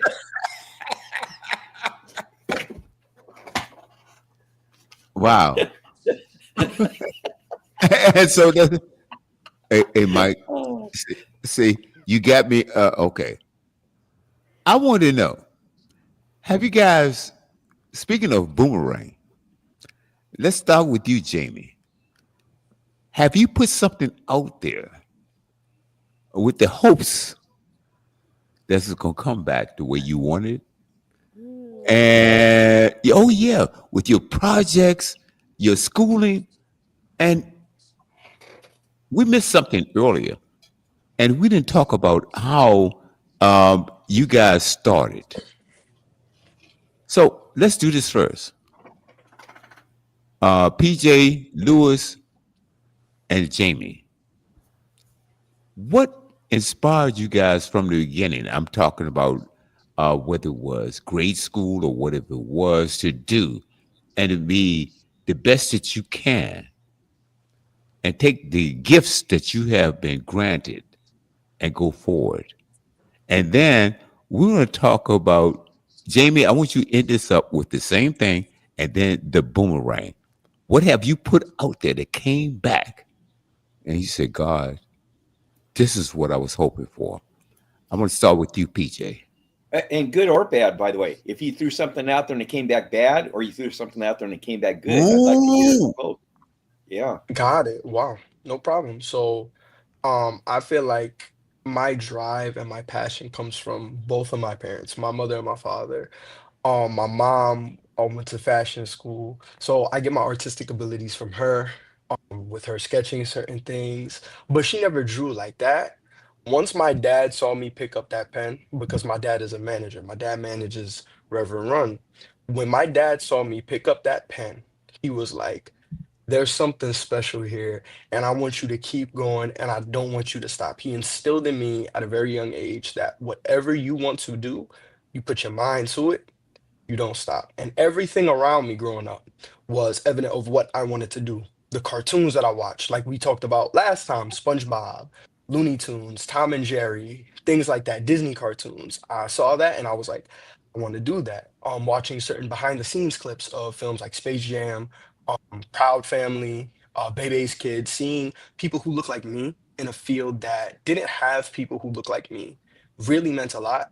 And that further showed me and gave me an extra push to be like, hey, do this, you got it, you know? So consuming and also creating at the same time and not stopping gave me that push. Made it to fifth grade, started to watch The Fresh Prince of Bel-Air on TV. Will Smith inspired me to do more than just draw. I'm like, okay, I make my family laugh, like how Will makes his family laugh. I want to do things like this that push me to pursue acting a little bit too. And that's been really great. That's been a lot of fun. And I feel like I haven't looked back ever since I was 2 years old when it came to what I love and what I want to do in my life.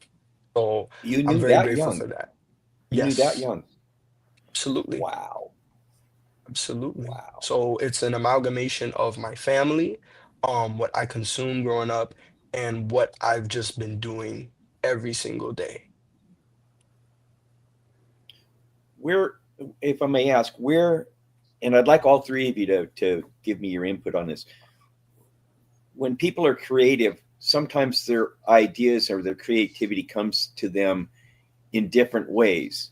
When they're sitting quietly, or they're trying to go to sleep and it floods their mind, or they sit down with a pad and paper and they figure out, well, I want to do this, this, and this. How do your creative ideas and your drive, how does it get to each one of you?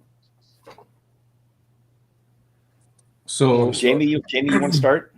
I can start. I feel like I feel most creative when I look at a blank page and I'm just like, when I want to create a flyer, when I'm making an invite for someone's birthday, I'm looking at this blank page, I'm hearing what they want, and I'm just like, wow, like this really fits their aesthetic. This really fits the vibe that they want to throw. I just look at different elements, whatever is on Canva, some elements, some pictures. I just throw it all together and I see whatever they're feeling, whatever they're not feeling. I feel like it's a very collaborative process. Even with homies, as Perry came out with new scripts and new ideas, Lewis and I were constantly just throwing out other ideas to enhance it or to make it even better, or to delete certain parts that weren't very necessary. And that could just make it such a better collaborative piece of art that it is So today. collaboration is very important. I'm going to guess from all three of you. I think collaboration is extremely important. Okay. Correct. PJ, you want to go next? Where do your ideas flood into your head? Is it, like I said, in a quiet time when you're not even thinking about your business and something just hits you, or is it always you're sitting down trying to be creative and figure something out? I mean, or is it both? This is the God honest truth. I get up out of bed and then I have ideas. I look around me, I'm like, oh my gosh, that's hilarious. I can't believe that happened. I have to write this down. I'll go get lunch with friends. Something crazy will happen. College as a whole has been like 50 hours of footage that I know I'm gonna make in the future. Either a television show or a film will be college based in my catalog. Life has been my biggest inspiration. You know, the good times, the bad times, there's always something there that you can create that is universal and unique, that always just gets the attention of people. But truly, when I create for myself. And I love the fact that even when I do that, other people gravitate towards it and they can see themselves in it. I created homies for myself and my two best friends to sit down and laugh at, you know, and I think that it's a blessing that other people can watch and enjoy as well. You know, we made it for fun. We didn't realize that there would be this strong of a presence, you know, so I'm very grateful. But my main inspiration just comes from life. When I was younger, creating comic books with my own characters, my ideas would come from jokes I would make on the playground with my friends, jokes I would make with my family, or certain things I would see on TV. I think about, oh, that was funny. I watched that on America's Funniest Home Videos with my parents on Sunday night. I'm gonna make that into a comic, but I'm gonna do it my own way. And sometimes things just come into my mind, and I'm like, okay, I feel like this would be great to either write down or draw down as fast as I can. Oh, I feel like just Two living life. two of my favorite comics of all time are George Carlin and Richard Pryor, and they drew their comedy from just paying attention to life that goes on around them and then expanding on that. And you talk about their reality and their comedy was just absolutely amazing. Too bad they're no longer with us. Yes, rest in peace. Lewis, Pryor is one of my favorites too. here you go, Lewis. So it's funny you say like or ask that question, because the other day I was actually having a conversation with my dad. I was like, Dad, you know, because I'm a singer, right? And I'm all about music, and I'm not the best at writing. I'm not the best at coming with ideas, right? I don't ever want to limit myself, though. I think it's very important to always, if you're not good at something, if you're struggling with something, to continue to work at it, because it's not the end all be all. If it doesn't work out, you just got to keep trying. And I was telling him, you know, I'm I'm not I'm having a hard time like trying to find lyrics, trying to find what's inspiring to me to be able to make something. And it was as simple as him just saying, you haven't gone through an experience that has touched you enough for it to be as special as to make that into a song, into something.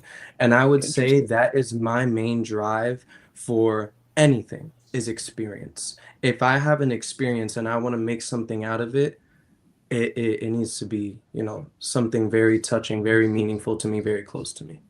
So it has to touch your heart and your head in order to get your attention. Correct. Got it. Very nice. William, where'd you go, buddy? He's doing it. We call this a sound check. When William disappears like this, he's making a sound check, which means he's making a potty run is what he's doing. So do you guys have, I'm going to guess just from listening to that your parents are instrumental in who you are and have a hand in where you're going. And do you have siblings that are following suit? Are they interested in what you do? They pay attention to what you do? Jamie, you want to go ahead first?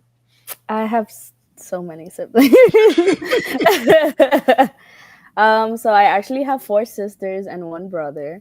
So he is the prince of the household. But we definitely all bother him and we're all the princesses. But yeah, I love my siblings. I feel like they make me who I am. I'm the youngest out of all of them. So yeah, so me and my brother have a 4-year age gap, making me the really little in the house, the princess, the queen of the house. But at the same time, I have learned so much from them, especially coming into college. All of them have given me the best advice, especially when it comes to classes or making new friends and just guidance. They've given me so much guidance. Nice. And they have so much wisdom, and knowing that, it just allows me to branch off to other people who aren't even my siblings. Just knowing that the older that you are, the more experience, the more guidance you can give. Sure. So, Sure. Lewis, how about you? You got a big family, little family? So I have a massive family, but I only have 1 sister. But my massive family mostly comes from my mom's side because my first cousins are in their 50s. And the people that are actually close to me are technically my second and third cousins. I have a big family. But, you know, when it comes to my sister and siblings, my sister is pursuing her master's degree right now in neuroscience. But she has always loved art. And she is slowly coming out of her shell. It took her a while. I came out the womb singing. I'm going to just say it right there. I came out the womb singing. You know, so I kind of stole a lot of that, you know, like I want to be on stage persona from her. But she is definitely breaking out of her shell. She is doing more art, drawing and painting more. And it's becoming her identity and who she wants to be. And I'm all for it. And I'm happy that she's getting into it because I think anything in the arts is healthy for the human body because it's our own sense of decompression. You know, it's not math related. It's not science. It's just who we are. And it's interesting you brought that up. And PJ, we're coming to you in just a second. But I got to, William, what did we say about laughter and music? It is healthy. It is medicine for the soul. Correct. Absolutely. No question. I've been listening backstage. Sound check. Yeah, because I want to hear what the audience is hearing. And what I have heard over the last several minutes is excellence, cultural excellence. And you guys, to me, I'm so proud of you, PJ, Lewis, Jamie. Oh my God. And I know there are so many more of you out there. And I want the world to know that if you want to come, you have a platform right here on Studio W The Buzz. I have asked PJ, and I want to summon some meeting with you, Lewis, and Jamie. I have some ideas, and let's see if we can make this work. Because you are 18 years old, folks. Ladies, they are 18-year-old, and they are wise beyond their years, man. And I want to congratulate your parents.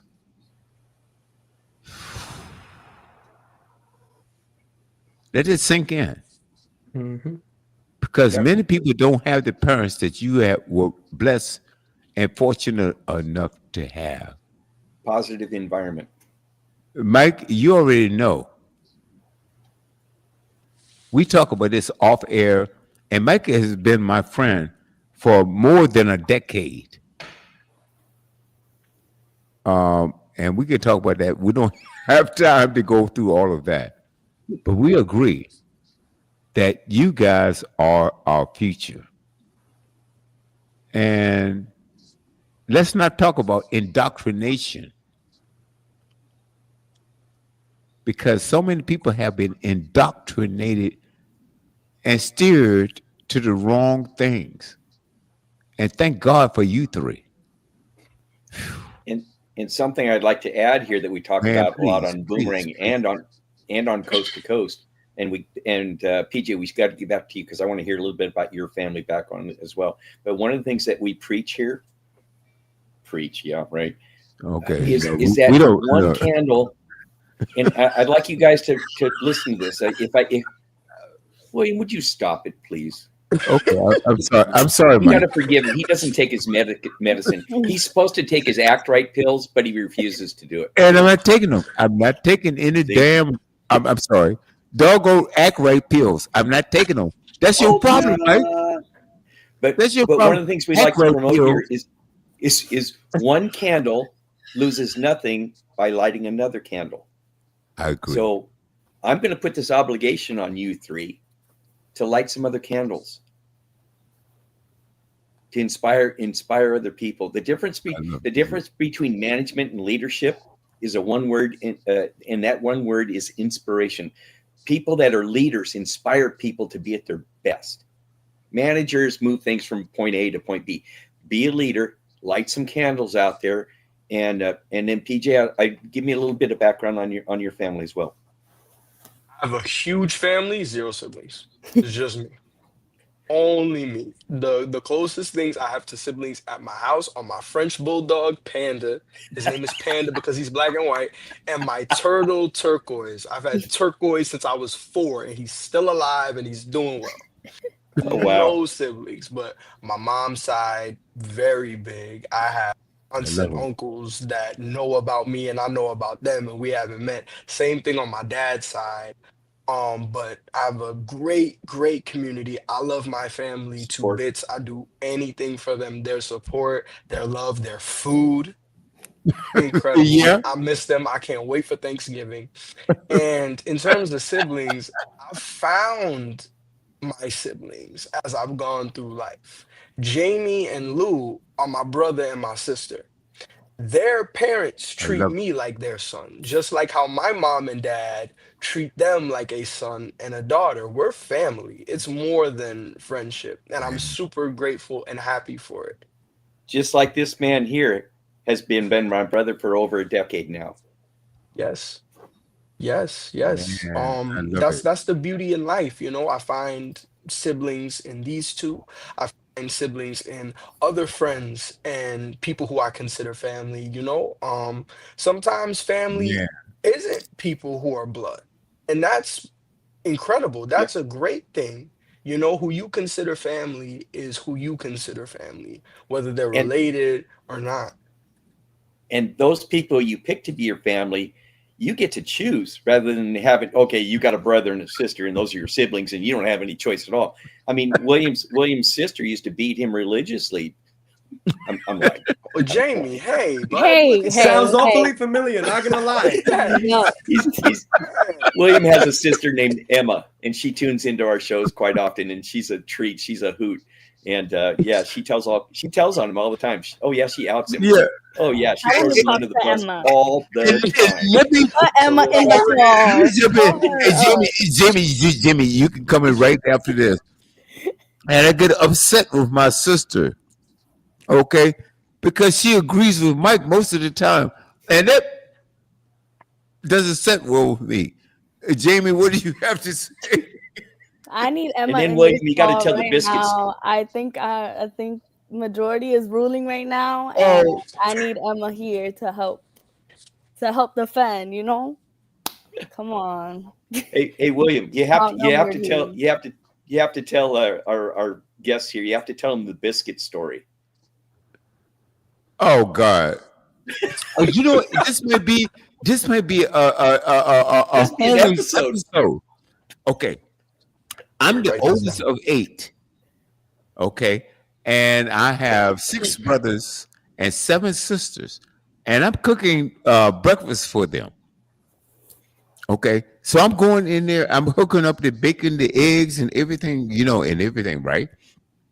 And then when it comes to the biscuits, I'm gonna do it from what I thought that my mom, it was her recipe.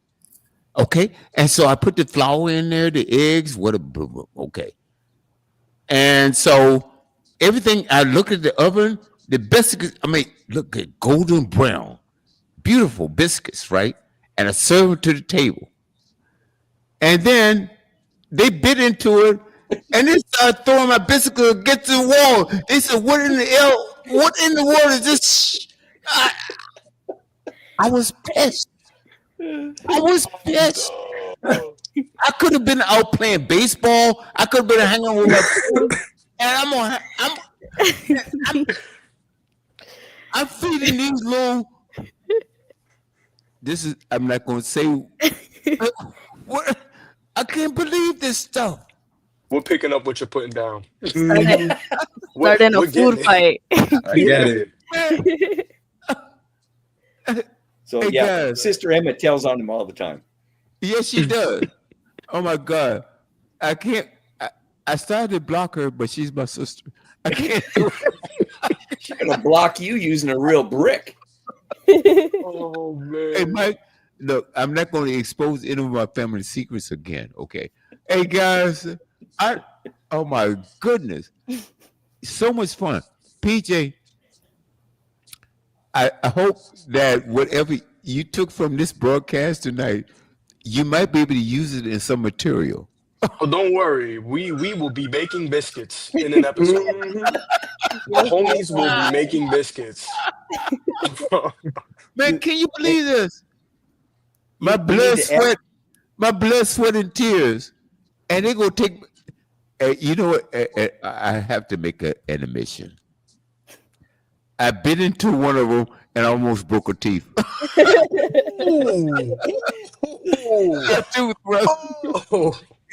So now, just a recommendation. Just a recommendation. The recommendation was hold on 1 second. Go ahead. It doesn't end there. So my mom came home and I told her the story. I said, Mom, I can't believe what they did. So she said, it was the biscuits? I said, yeah. She said, did you put any baking soda in them? I said, no. And I could see her trying to hold back her laugh, but she didn't, she really don't want to make me feel any better than I did. But she knew I had screwed up. I left. Man, okay. Thanks, Mike. Thank you, Mike, for bringing it up. Okay. Just a recommendation. Not that this is anybody you guys know, but I think you should add a character to your repertoire of characters. I think you need an old bald-headed redneck to be part of what you do. Not that I know anybody like that. Mike. Oh my Cowboy boots. Cowboy. An old redneck that can't tie his shoes, so he wears cowboy boots. Oh that my sounds God. like Yosemite Sam. Oh my God. The funny thing about this is that I wanted PJ, I'm going to stay connected with these 3. Okay, obviously. And we have some ideas we're going to talk about. Hey, PJ, I know that I can see it right now. The wheels are turning in that brain of yours, okay? And Lewis, Jamie, remember how the Simpsons started? Ooh, they started as a subset to the main program, right? It was on the But Tracy then Ullman it show. became major. And I was thinking about the same thing about you guys right now as part of the Studio W family. Uh, let's talk about this off air. PJ What he's trying Lewis. to tell you is what he's trying to tell you guys subtly, which he's not being very subtle, is like we can be your managers here on Coast to Coast, and we'll only take a mere 20%. Okay, 20%. Right? You guys can have everything else, and we'll manage you. There's three of us already. Williams, a I'm in college financial about wizard. that. We got contracts, you know. Yeah. We need limos, we need sprinters, you know. Listen, I'm going to school for 5 years, so let me hook you up contracts, all right? Hey, guys, let's stop it right now. That's not what I was saying at all. That's not Mike. That's not what I was saying at all. All I'm saying is we want PJ homies to be part of the Studio W network. Yeah. All right. And we'll work out any other negotiations later. That's not it. But I'm so proud of these three that, guys, thank you so much for agreeing to come on this network. And whatever we can do to promote whatever you are doing. Do each one of you have each one of you have some parting words? We've got a couple of minutes left here. Oh, yeah. Yeah. Anything to say yeah. Let's start with Jamie. Okay, we can start with me, everyone. She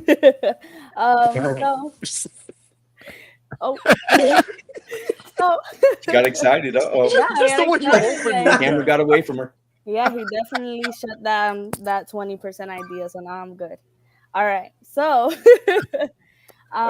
can follow It can me always be on my negotiated. template. That's where I do majority of my business on Instagram.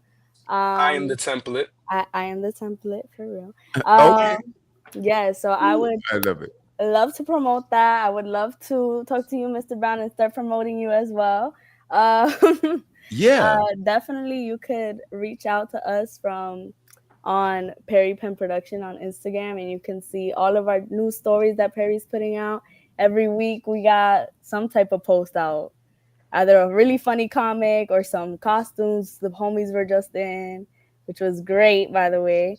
But yeah, definitely just look on our Instagrams, all our socials. We just love promoting ourselves on there and expressing ourselves fully. And Lewis's socials, I'm gonna let him get to that. But yeah. That's okay. And then my sister, she should be a stand-up comedian. Yeah, he tried his best. Biscuits, no gravy. She came on. Hi, Emma. Hi, Emma. Me and Emma need to talk. Add her to the call. Please don't pinch our ears. Listen, we've been through enough with her, all right? Emma, there's 4 hands. Those little hands are strong. This is funny. Oh my God. I got these 2. You got those 2, Emma. Hey, Jamie, you can also share this broadcast right here tonight, right? Yes. If you had fun, because the rumor is out. You are the guru of social media. You said it is easy for you. I love it. I love posting. I love social media. I love scrolling on there all day, so might as well promote it myself. Okay. Well, I'm going to ask a question to you right now, or a request. Would you share this broadcast right here?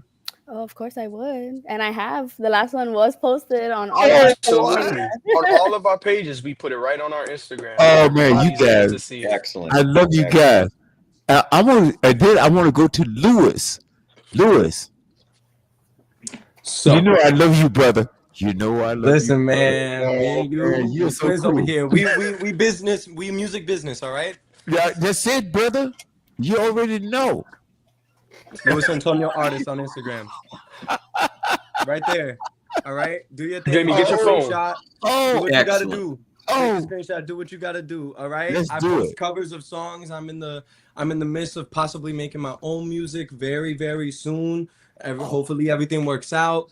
If you know, Mr. Brown, if you want to talk about anything about sending my covers over, you already know I could do tracks. I'm grateful that I have recording equipment at home, so I have a lot of liberty and a lot of blessings that I could use. I also want to end off by saying, for the people that are watching, something that you could take from me, Jamie, and Perry, even though we're laughing now, having moments that were also hard and not easy was very normal and very real for us as well.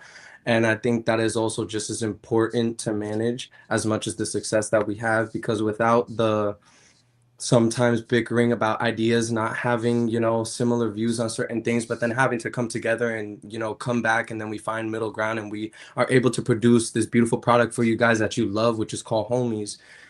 Without that, there wouldn't be any Homies, you know? So I love you guys. And Lewis, what I need from you, and brother, I'm here for you, right? All I need is whatever your final productions are on MP3 format. I need the MP3s, whether you're doing covers or any original music. I promise you that I will play it. And also, Mike, on Mad Mike and Coast to Coast, what do we do? Don't we promote up and coming artists, new artists, and things like that's a whole different platform, guys. And that is on Thursday night with my Wild Will and Mad Mike Coast to Coast.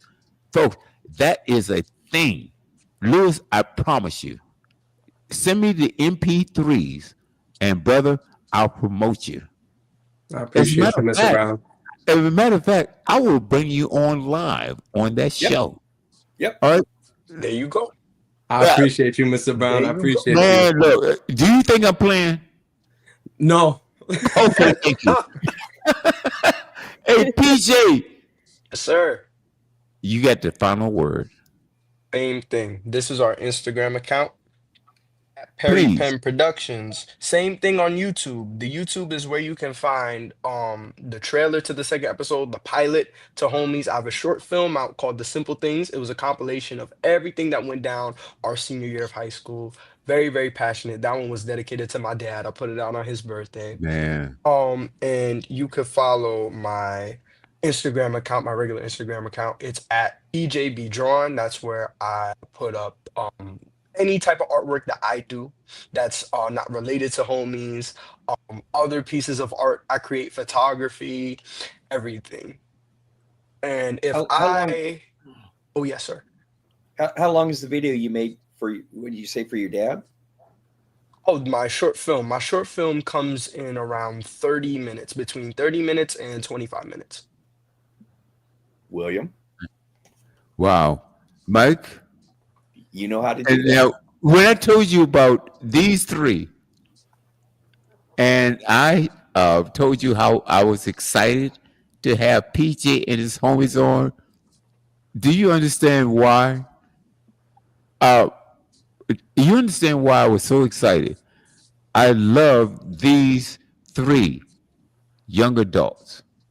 Other than the Dodgers winning last night, this has been the highlight of my week, you guys. It shows you what a boring redneck I am. No, I'm serious, man. I've been excited about this. I've been. It's in PJ, Lewis, Jamie. I'm extremely proud of you, guys. Keep doing what you're doing. You are the future, no question about it. Emma, my sister, she says, sound good. Biscuits, no gravy. No, we're not going back there. Okay, guys, thank you so much. Hey, and I'm looking forward to a conference call between the three of you. Okay, all right. Absolutely. Let's make sure that we can keep PJ Homies live and well. Okay. And you notice he didn't want to talk to me at all. He's done with me. No, I really didn't, Mike. I know. Man, No. we're so sorry. You know, Lewis and I be I'm not. I got peace and quiet now. Listen, I get it. I get it. We got a boss. We got somebody who, like, you know. Emma's supervising right now. My last word to you guys is Oh my do the best you God. can with what you got where you're at, and you'll succeed. Thank you. They are outstanding. PJ, Yes, sir. you got the last word. You just had it. Okay. Well, guess what? Then bye. Oh my. Good night. I'm playing. The one thing that I would love everybody to take from this is number one, sleep well. Daylight savings time. We get an extra hour of sleep. Number two, it's a new month. You can reinvent yourself every single day. Take this new month as a refresher. Take a deep breath in, exhale. You got this. Keep moving forward. Don't look back. You can't drive while looking in that rearview mirror. Just keep going. Keep gunning for what you want to do. Wow. And it's all in your hands. Right. Hey, PJ, I'm going to need to see a driver's license. I don't believe that you're 18 years old. No, I really don't. I really don't. And with that, have you guys ever went to a party and your shoes were too tight? And you trying to look all fly? These boots are hurting my feet. And your boots are hurting your feet? Yeah, it's Halloween weekend. Halloween. Halloween. Come on now. Yes. Lewis. He's cutting the rug. He's cutting the rug. Oh, boy. Lewis. Come on, sparks coming off those feet. Come on. This is the next boots on the ground. Yes. Yes. You guys are a delight. Oh, my. Thank you so much for having us. Thank you so much. It was a pleasure being on. Is it all right? Is it all right? Come on, man. I'm trying to look all fly.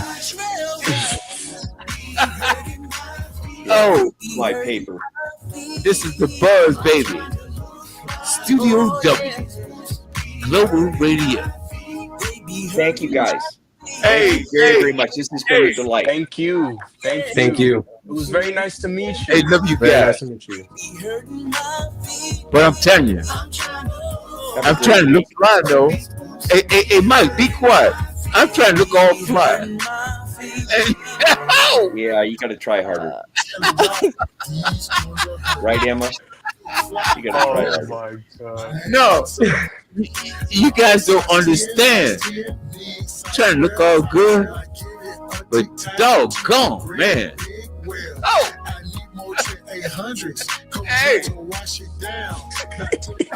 Hey. Hey. I like that move. I like that move. I like that move. Trying to look all fly. Oh my goodness. The only dance I can do is two-step. Hey. No, Mike. No, Mike. Harry, you got some bachata right now. And I'm not even good at that. It's the boots. It's the boots. These boots. That's okay. That's my boots. Mr. Brown, you need to play Air Force Ones by Nelly next. Oh, man. That'll Oh, get my. Mr. Mike wearing some new shoes. Oh, my goodness. Oh, my. Trail ride.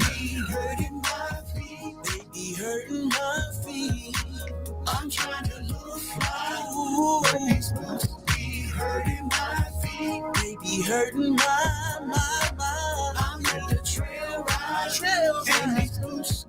Hurting my feet. Baby, hurting my feet. I'm trying to look fly. Be hurting my feet. Baby, hurting my feet. Yeah. Oh, yeah. Oh, yeah. you go. All right, William. Good Say night, goodnight good to night. these young people. Okay. Good night, guys. We got homework. Good night. Good night. Thank you. We do have homework. I got 3-page paper. College, you know. Come on, man. You already know. Oh, Good night. Good night. Good night. Peace, y'all. good night. See you next time around.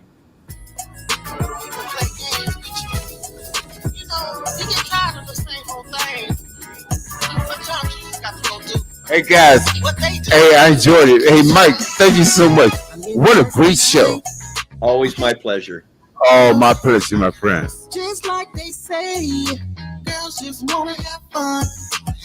I've been feeling myself.